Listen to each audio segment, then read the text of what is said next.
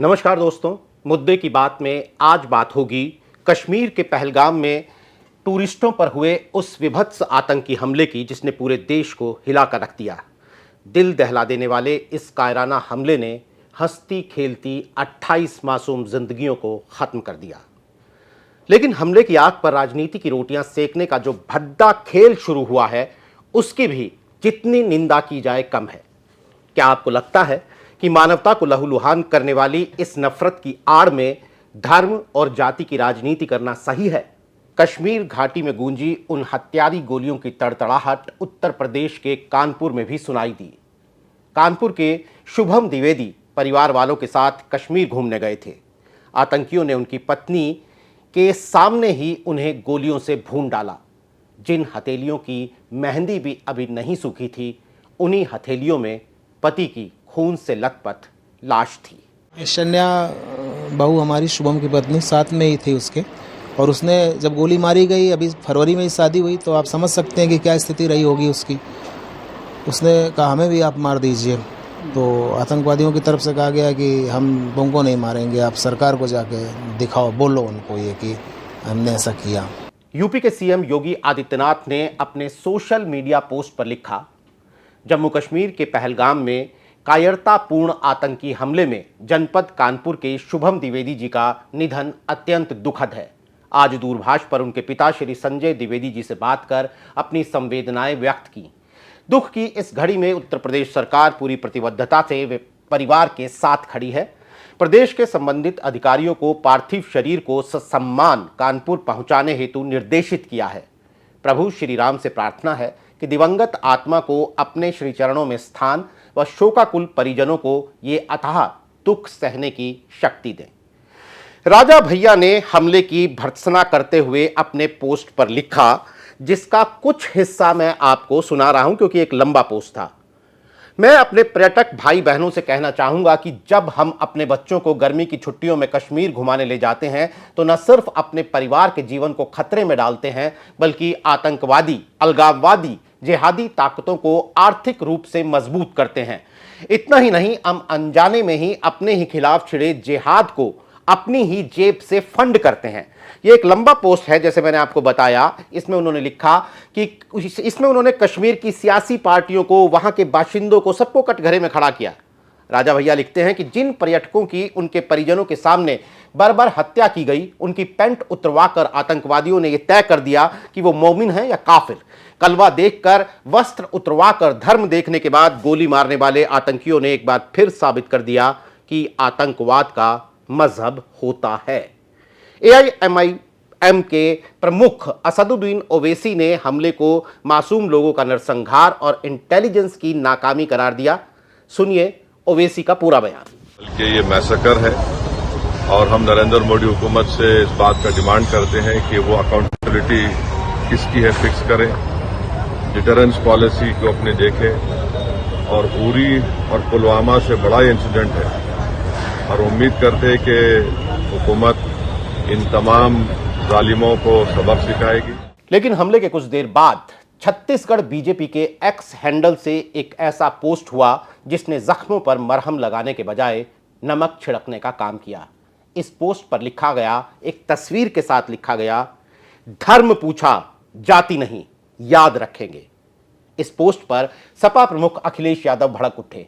उन्होंने बीजेपी और केंद्र सरकार को जमकर लताड़ते हुए लिखा, भाजपा ने जम्मू कश्मीर के बेहद दर्दनाक हादसे पर बचकाना विज्ञापन छापकर साबित कर दिया है कि भाजपाइयों की संवेदना उनके प्रति शून्य है जिन्होंने अपना जीवन खोया है और जिनके परिजनों पर दुखों का पहाड़ टूट पड़ा है। भाजपा अब ये विज्ञापन हटवा भी देगी तो भी उसका ये पाप उसके कट्टर समर्थक तक माफ नहीं करेंगे। भाजपा हमेशा आपदा में अपनी सत्ता और सियासत के लिए अवसर ढूंढती है। भाजपा अपनी सत्ता के सिवा किसी की सगी नहीं है। घोर निंदनीय। जब जम्मू कश्मीर में भाजपा सरकार ने सब कुछ अपने मन मुताबिक किया है तो वो इतने अधिक लोगों की असामयिक मौत से अपनी जिम्मेदारी से पल्ला नहीं झाड़ सकती। ये केंद्र की सरकार की नाकामी है कि वो पहले से पता नहीं कर पाई कि देश के दुश्मन इतनी विभत्स घटना को अंजाम देने वाले हैं। ये कोई पहली बार नहीं हुआ है। भाजपा सरकार ने अगर पिछले हमलों से सबक लिया होता तो वो पहले से ही सचेत सजग रहती और ऐसे हमलों को रोका जा सकता था, लोगों के जीवन को बचाया जा सकता था। अखिलेश आगे लिखते हैं कि संवेदनहीन भाजपाइयों से आग्रह है कि जिन परिवारों ने अपनों को खोया है उनका दुख दर्द समझकर कम से कम देश की सुरक्षा को तो जुमला ना बनाएं। ये असीम दुख की घड़ी है, इसको भाजपाई दिखावटी बैठकों से और झूठी संवेदनाओं से झुठलाने का कुकृत्य ना करें। भाजपाइयों और उनके संगी साथियों के खिलाफ देश भर के करोड़ों लोगों के मन में उठ रहा गहरे दुख, रोष और क्रोध से भरा ये आक्रोशित सवाल गलत नहीं है कि अगर भाजपाई और उनके संगी साथी देश भर के पर्यटकों को जम्मू कश्मीर के भ्रमण पर जाने के लिए प्रेरित कर रहे हैं तो उनकी सुरक्षा के पर्याप्त प्रबंध पहले से क्यों नहीं किए गए। जहां हमला हुआ वो स्थान कोई निर्जन स्थान नहीं था। अखिलेश लिखते हैं कि वो तो भैया एक चर्चित पर्यटक स्थल था, तभी तो वहां देश के कई प्रदेशों के पर्यटक उपस्थित थे। इतने प्रसिद्ध स्थान पर सुरक्षा के लिए बैठकें पहले करनी थी, लोगों के जीवन गंवाने के बाद नहीं। ये भाजपा सरकार की रणनीतिक चूक भी है, लेकिन इससे उन भाजपाइयों को क्या फर्क पड़ता है जो खुद तो सुरक्षा के कई घेरों में चलते हैं लेकिन देशवासियों को मौत के मुंह में ढकेलते हैं। अगर भाजपा सरकार ये बहाना करती है कि हमारे पास सुरक्षा बलों की कमी है तो इसके लिए भी भाजपा सरकार ही जिम्मेदार है। सुरक्षा बलों की संख्या घटाकर दोयम दर्जे के सुरक्षा उपकरणों, अस्त्र शस्त्र व युद्ध वाहनों को खरीदकर तथा अग्निवीर जैसी योजनाएं लाकर भाजपा देश की सुरक्षा से समझौता कर रही है, जो क्षम्य नहीं है। इस घटना के प्रतिशोध का कोई भी दावा अब जनता को बहका नहीं सकता, क्योंकि कोई भी प्रतिक्रिया मृतकों के जीवन को वापस नहीं ला सकती। अखिलेश ने आखिर में लिखा कि जिस परिवार ने जो खो दिया सो खो दिया। सच तो यह है कि ना तो देश की आज़ादी में भाजपाई और उनके संगी साथियों ने कोई योगदान दिया, ना ही वो देश की आज़ादी को बचाने के लिए कोई योगदान दे रहे हैं। लाख माफ़ी मांगने पर भी भाजपाइयों और उनके संगी साथियों को ना तो हमारे देश का इतिहास माफ़ करेगा और ना ही भविष्य। दुख की इस घड़ी में हमारी सच्ची संवेदनाएं उन परिवारों के साथ हैं जिन्होंने अपनों को खोया। श्रद्धांजलि। लेकिन सपा के एक बागी विधायक हैं राकेश प्रताप सिंह, उन्होंने अखिलेश पर पलटवार किया। नाम तो नहीं लिया, लेकिन फिर भी उन्होंने जाति का मसला उठा ही दिया। सुनिए। घटना की घोर निंदा करता हूं और उन राजनेताओं से एक सवाल पूछता हूं जो जाति के आधार पर राजनीति करते हैं या जातीय जनगणना की बात करते हैं।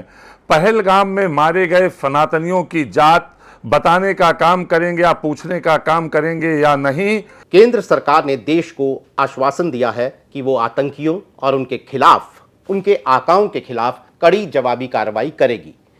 विपक्ष सरकार पर नाकामी के आरोप भी लगाएगा। इंटेलिजेंस फेलियर जैसी तोहमतें भी सरकार को झेलनी पड़ेंगी।